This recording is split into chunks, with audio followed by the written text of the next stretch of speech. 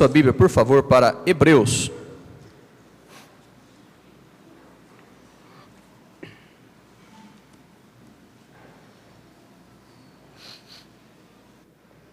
Hebreus capítulo 11, versículo de número 7. Durante este mês agora, e no dia 15 de abril, nós vamos ter a nossa conferência de família. E o pastor Wagner, ele será o pregador da nossa conferência. Então nós estaremos falando sobre famílias durante estes cultos. No domingo de manhã e às quartas-feiras, nós estaremos trazendo estudos e mensagens sobre família, tá ok? Então hoje eu vou falar sobre a obediência aos princípios do matrimônio. Eu gostaria que você prestasse atenção e permitisse que Deus pudesse trabalhar na sua vida, no seu ser, no seu lar, tá ok? Hebreus capítulo 11, versículo de número 7, diz assim: pela fé, Noé, divinamente avisado das coisas que ainda não se viam, temeu e, para a salvação da sua família, preparou a arca pela qual condenou o mundo e foi feito herdeiro da justiça, que é segundo a fé. Pode se assentar? Então nós vamos falar sobre a obediência aos princípios do matrimônio. O versículo que nós acabamos de ler nos fala da família de Noé, que foi salva de ser destruída por causa da obediência dele a Deus. Noé obedeceu, e Deus, ele deu as coordenadas a Noé, e ele simplesmente atentou para o que Deus disse, e fez aquilo que Deus colocou diante dele. E ele e a sua família foram abençoados. Agora, será que nós também podemos abençoar a nossa família? Será que nós também podemos salvar a nossa família? Será que nós também podemos tirar a nossa família de um estado talvez de letargia, talvez de grandes problemas, de grandes dificuldades, para glorificar a Deus, honrando a Deus e nos abençoando? Será que nós temos esta capacidade? Olha, de nós mesmos nós não temos, mas através de Deus nós somos capazes. Com a capacidade que vem do Senhor, nós somos capazes. Claro que nós podemos abençoar a nossa família. Mas como? Sendo obedientes a Deus e às suas sábias palavras. Noé ouviu a voz de Deus, logo obedeceu, foi abençoado. E nós da mesma forma. Vamos pensar na situação. Quando nós temos problemas, vamos dizer, com a nossa geladeira. E nós entendemos que o fabricante que escreveu o manual do usuário, ele sabe mais sobre o aparelho do que nós. O que nós fazemos? Lemos o manual para resolver um problema. Não é isso? Porque nós confiamos que aquele que escreveu aquele manual sabe exatamente a respeito do produto. Seguimos o manual, nos damos bem. Quando nós vemos tantos problemas nas famílias, só faz sentido que nosso Criador, que escreveu o manual do usuário, ele sabe exatamente como é a família. Ele que criou a família. Ele sabe como que a família se comporta. Ele sabe dos problemas da família. E ele tem todas as diretrizes para que a família vá bem. O que eu e você precisamos fazer? Seguir o manual. Seguir o manual do usuário. Aqui está todas as dicas para que eu como esposo, para que você como esposa, para que nós como filhos, para que nós como pais, possamos realmente abençoar a nossa família. Vamos obedecer o manual. Vamos nos interessar pelo manual. Se temos problemas, vamos procurar a razão e vamos procurar a solução para os problemas. Está tudo aqui dentro. Eu te garanto que está tudo aqui dentro.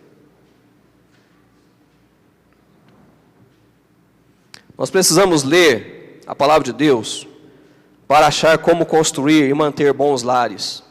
E nós encontramos estas instruções perfeitas dentro deste livro.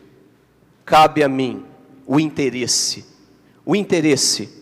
para realmente aprender o que Deus deseja. Irmãos, para que nosso lar vá bem, precisamos relembrar alguns princípios básicos que o Senhor nos deixou como orientação e que só surtirá efeito se obedecermos. E o que nós vamos ver nesta manhã são 3 princípios básicos para que os nossos lares vivam em obediência ao que está escrito na palavra de Deus. E com isso, passaremos a ter lares edificados para a glória de Deus. Então, em primeiro lugar, nós precisamos reconhecer que o casamento é de origem divina. Esse é o primeiro princípio que eu tenho que saber. O casamento é de origem divina. Lá em Gênesis capítulo 2, versículo 24, diz, portanto, deixará o homem o seu pai e a sua mãe, e apegar-se-á à sua mulher, e serão ambos uma só carne, uma carne. Então o grande problema do mundo hoje, em relação ao casamento, é que muitos sabem que foi Deus quem constituiu, mas a minoria vive e obedece a esses princípios. O casamento e o lar são as mais básicas de todas as instituições. Muitos cientistas sociais, bem como líderes religiosos, eles concordam que a estabilidade de uma sociedade pode ser medida pela estabilidade dos lares desta sociedade. É aquele termo que nós usamos, né? Famílias fortes, igrejas fortes, não é isso? Então nós medimos também isso. E diante da sociedade, uma família bem estruturada faz com que aquela sociedade seja bem estruturada. Os padrões serão visíveis. As condutas serão realmente bem apresentadas. Por quê? Porque tem uma família estruturada. Todas as culturas conhecidas entre os homens, primitivas ou desenvolvidas, têm algum tipo de relacionamento de casamento e vida no lar. É natural, né, que as crianças, nós percebemos que as crianças, né, as menininhas, pegam as suas bonequinhas com as suas casinhas, vão constituir a sua família, ali tem o seu bebezinho, né, que vai fazer a sua papinha. As meninas são assim. E os meninos vão fazer o quê? Ele já quer brincar de carrinho, eu quero ser motorista, eu quero ser como meu pai, eu quero ser médico, eu quero ser pastor, não é? Por quê? Porque já está no sangue, Deus fez dessa forma. Os meninos já têm aquele espírito de que precisam, um dia, eles vão tomar conta de um lar, de uma família. Nascem já com este instinto. Já nasce dessa forma.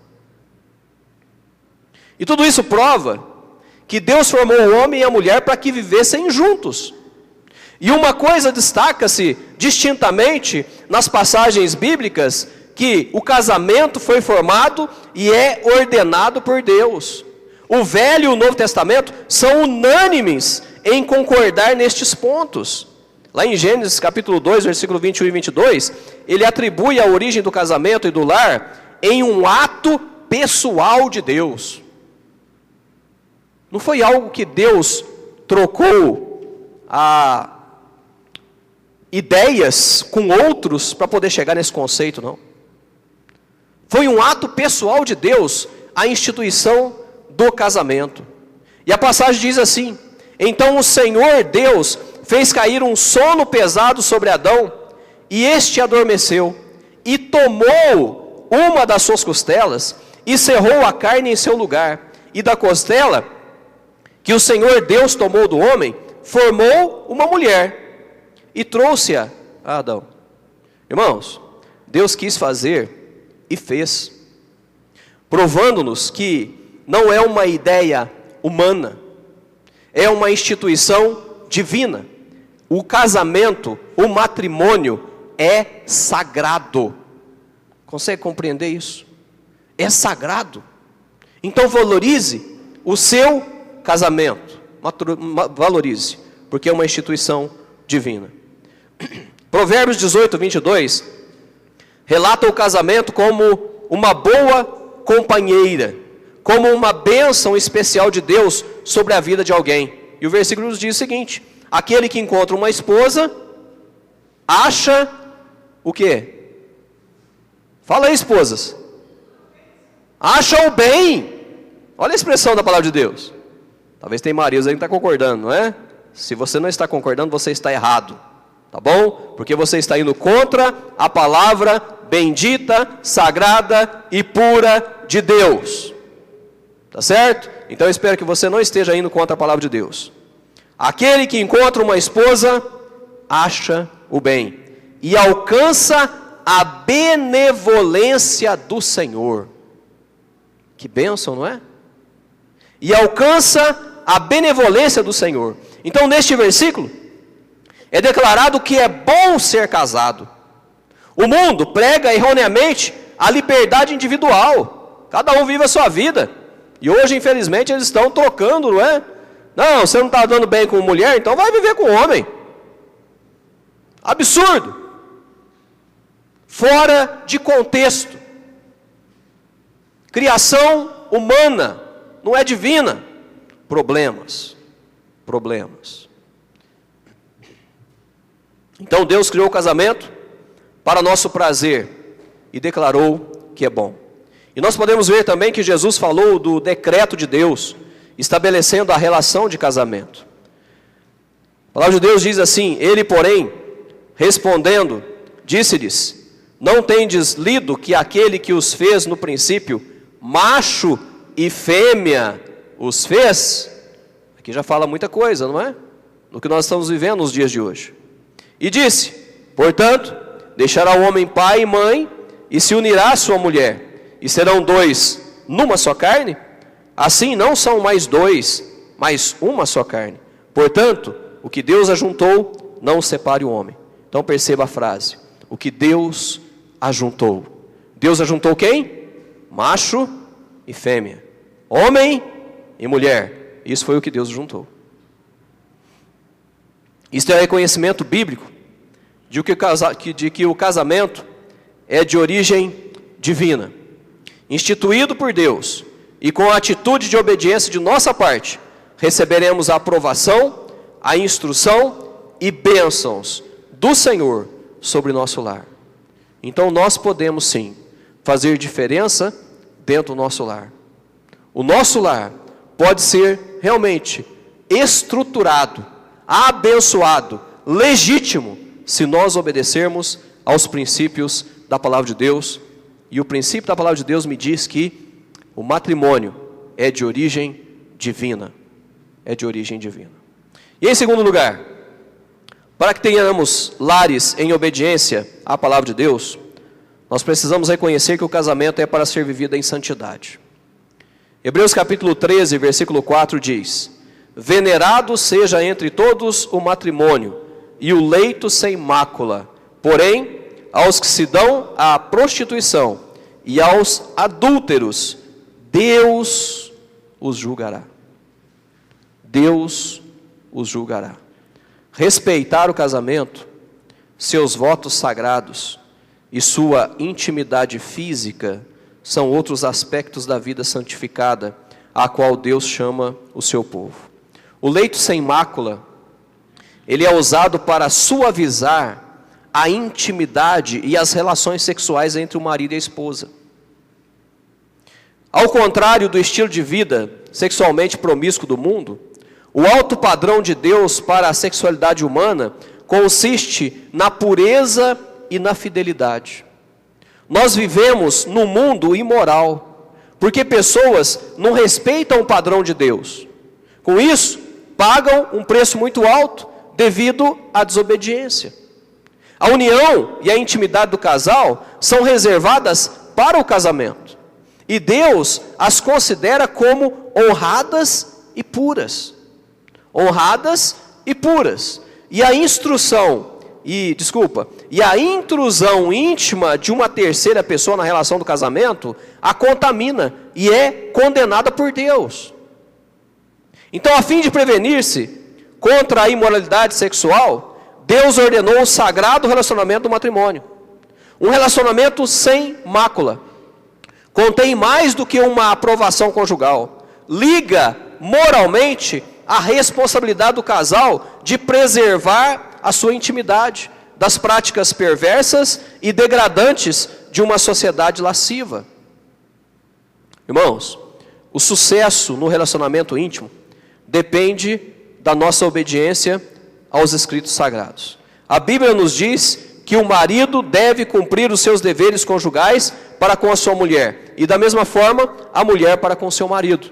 E nós lemos isso lá em 1 Coríntios, capítulo 7, versículos 3 a 5, que diz assim: o marido pague à mulher a devida benevolência, e da mesma sorte a mulher ao marido.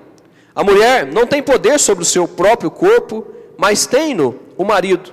E também, da mesma maneira, o marido não tem poder sobre o seu próprio corpo, mas tem-no a mulher. Não vos priveis um ao outro, senão por consentimento mútuo, por algum tempo, para vos aplicardes ao jejum e à oração. E depois, ajuntai-vos outra vez, para que Satanás não vos tente pela vossa incontinência. Olha só, o que mais tem levado maridos e esposas a um relacionamento extraconjugal é devido à insatisfação no relacionamento íntimo. Muitos maridos e muitas esposas estão empurrando os seus cônjuges para o pecado. Eu não estou dizendo que estão agindo certos, estão errados. Mas estão sendo vencidos pela carência ou até mesmo pela necessidade. As Escrituras, elas não dão qualquer apoio à noção de que as relações íntimas visam unicamente o aprazimento do marido. A relação íntima, a relação sexual é uma expressão íntima de afeição entre marido e esposa. O apóstolo, ele sublinha sua importância no casamento, declarando aquilo que na verdade é um dever. O marido deve estar disponível para sua esposa quando ela desejar, e a esposa para seu esposo quando ele desejar. Tudo com um consentimento mútuo. Dentro do casamento, a união íntima, ela é natural, ela é saudável e ela é prazerosa. Não somente durante um momento, mas deve ser durante toda a vida que estiverem juntos. Cantares é uma canção de amor que honra o matrimônio. As alusões mais explícitas sobre a intimidade de um casal na Bíblia podem ser encontradas neste livro, que muitas vezes tem sido criticado por causa da linguagem sensual empregada pelo escritor. Contudo, a pureza e a santidade do amor representado nele são muito necessárias nos dias de hoje, nos quais o amor, o sexo e o casamento são banalizados. São vistos de forma totalmente diferente daquilo que Deus escreveu, daquilo que Deus instituiu, daquilo que Deus formou. Deus, Ele criou o sexo e a intimidade para serem desfrutados dentro do casamento. Um marido e uma esposa honram a Deus quando se amam e desfrutam um do outro. Casais que assim fazem estão em total obediência aos planos e propósito de Deus. Então, honre o seu matrimônio, e que esse matrimônio seja um matrimônio em santidade, porque aí você vai estar cumprindo com o que está escrito, sendo obediente ao que está escrito, e você vai se dar muito bem na face dessa terra, porque Deus é que vai trazer honras, Deus é que vai realmente jorrar bênçãos sem medida sobre o vosso lar. Honre, valorize, priorize, abençoe o seu matrimônio. E o terceiro princípio que nós precisamos reconhecer e obedecer é que o casamento ele é indissolúvel. Mateus 19:6 diz: assim não são mais dois, mas uma só carne. Portanto, o que Deus ajuntou, não separe o homem. Existem muitos casais que não estão obedecendo este princípio tão importante. Indissolúvel, segundo o dicionário, é aquilo que não se pode dissolver, que não se desmancha, que não se altera. E assim deve ser o casamento segundo os dizeres do Senhor. Segundo a palavra escrita de Deus, o vínculo matrimonial, ele é fortíssimo, porque é uma só carne. E o vínculo é realizado pelo próprio Deus, o que Deus ajuntou. Saiba que o seu casamento, Deus ajuntou. Deus ajuntou, e ele é indissolúvel. É um vínculo indissolúvel enquanto os dois cônjuges estão vivos. A mulher está ligada ao marido enquanto ele viver. Somente a morte de um dos dois pode dissolvê-lo, como diz lá em 1 Coríntios capítulo 7, versículo 39. Então nenhum homem ou lei humana pode dissolver este vínculo. Quem o fizer estará se rebelando diretamente contra Deus. Rebelião contra Deus, aquele que dissolve um casamento, aquele que se separa. Será que nós temos olhado para estas ordenanças de Deus e temos obedecido? Só de se pensar em uma separação, nós já cometemos pecado contra os princípios matrimoniais da lei de Deus. E para que o nosso relacionamento seja indissolúvel, nós precisamos seguir alguns passos importantes. Primeiro, precisamos voltar àquele primeiro amor, aquela paixão que nós tínhamos antes. O conceito é que todo casamento tem a sua origem no amor entre um homem e uma mulher. Paulo, simbolizando a relação marido e esposa na vida da igreja com Jesus Cristo, ele diz o seguinte: vós mulheres, sujeitai-vos a vossos maridos como ao Senhor. Vós maridos, amai vossas mulheres como também Cristo amou a igreja e a si mesmo se entregou por ela. Lá em Efésios capítulo 5, versículos 22 a 25. John Stott, ele diz que as palavras sujeição e amor, neste texto de Efésios, se confundem, porque são elas que formam a pedra fundamental do casamento. Sujeição e amor. Cada um exercendo a sua parte. Cada um fazendo aquilo que lhe é pedido por Deus. Vai fazer com que o fundamento do casamento esteja realmente estruturado. Uma base sólida, perfeita, onde Deus vai honrar e onde a família vai ser realmente feliz. Então, precisamos pensar naquele primeiro amor. Precisamos cultivar aquela paixão. Porque senão ela vai esfriar, ela vai acabar e vai trazer danos. Danos nocivos. Segundo, precisamos priorizar o nosso cônjuge. O que eu quero dizer com isso? Nada deve ocupar o lugar da esposa na vida do marido e vice-versa. No relacionamento conjugal, o próximo mais próximo do esposo é a esposa e o próximo mais próximo da esposa é o marido. Esta ordem não pode ser mudada. Os filhos não podem estar no meio dessa situação. Eu amo muito os meus filhos, mas você precisa amar mais o seu cônjuge do que os seus filhos. O seu cônjuge veio primeiro do que os seus filhos. Assim tem que ser, segundo a ordem cronológica de Deus. Segundo os princípios bíblicos. Então o texto bíblico é bem claro em Gênesis 2:24. Portanto, deixará o homem o seu pai e a sua mãe e apegar-se-á à sua mulher, e serão ambos uma carne. Então esse princípio de prioridade precisa ser revisto nos casamentos. Precisamos priorizar o nosso cônjuge. Terceiro, não podemos dar chance às raposinhas na vinha. Isto é, tomando cuidado para que as pequenas coisas não estraguem a vida conjugal. O autor de Cântico dos Cânticos, ele trabalha em estilo poético o relacionamento conjugal e usa figuras que ilustram a beleza e os perigos da vida familiar. No capítulo 1, versículo 6, ele diz assim: a minha vinha, porém, não guardei. Aquele displicente para com o matrimônio.